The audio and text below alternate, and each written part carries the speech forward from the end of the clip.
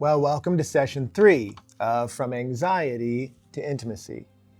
There's an old book entitled The Cities and Bishoprics of Phrygia, and in it talks about the inscriptions in the ancient city of Phrygia, and one of them is the name Titidios Merimnos.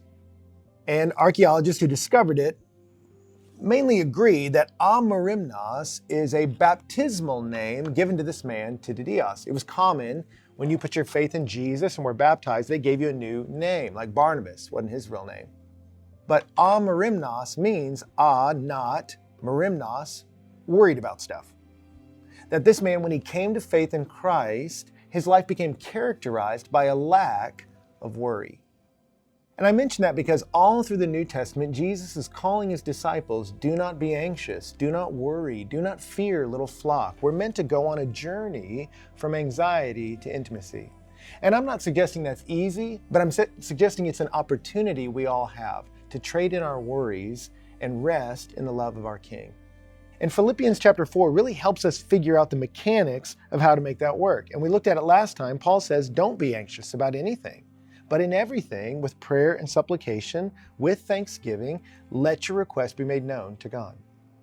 Now, I talked to some people who think, well, Ben, that sounds too simplistic. But it is fascinating. If you read a lot of modern scientific journals, they're discovering and testing and finding real value in alleviating anxiety through what they call meditation and gratitude. And I find that fascinating because I think modern researchers are stumbling onto an ancient path that's been ours in Jesus. You see here in Paul, don't be anxious, but in everything with prayer and supplication, with thanksgiving, let your request be made known to God.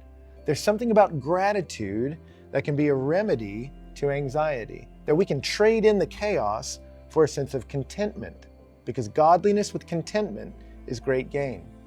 And so Paul here says to offer up our prayers with thanksgiving. Now, that brings up a question. Why would I be grateful if I'm feeling anxious? If I'm worried about, do I have enough money? Where am I going to work? Am I going to fulfill my purpose while I ever get married? If I'm worried about all this stuff, how am I supposed to feel grateful? Well, gratitude tends to interrupt that anxiety. And how can it be potent in your life and mine? I think it's because we are offering thanksgiving to God. It's an acknowledgement that there's a God who rules all the world and all that I'm concerned about, who's allowing me to bring my requests into the throne room of the King. It's fascinating. There's 2 verses that both tell us to cast our anxieties upon the Lord in the Bible, but they give us 2 very different motivations. 1 Peter 5:7 says, cast all your anxiety on him because he cares for you.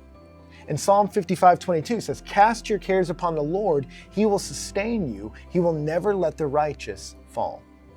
I love it because it's the same command, cast your cares upon the Lord, but for 2 very different reasons. 1, he is strong enough to hold you, and 2, he's loving enough to want to.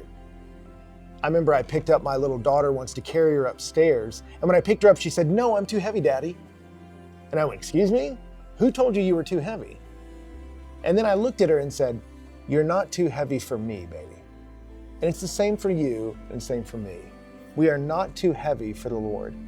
And when we realize we can roll our cares onto his broad shoulders, that can bring a sense of gratitude to us, that we're going to be taken care of. And so I want to encourage you. My challenge to you today is you may wake up with all kinds of anxieties in your heart. And last session we talked about, list them out. Don't hide them. Don't suppress them. Let them rise. And then as you bubble them up, stop for a minute and start to tell God what you're grateful for.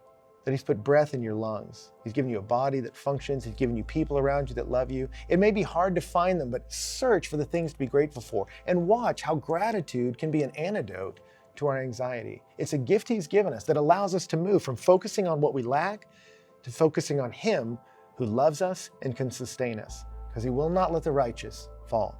So that's the challenge. Write out some things you're grateful for, because godliness with contentment is great gain. Give it a shot. I'll see you next time.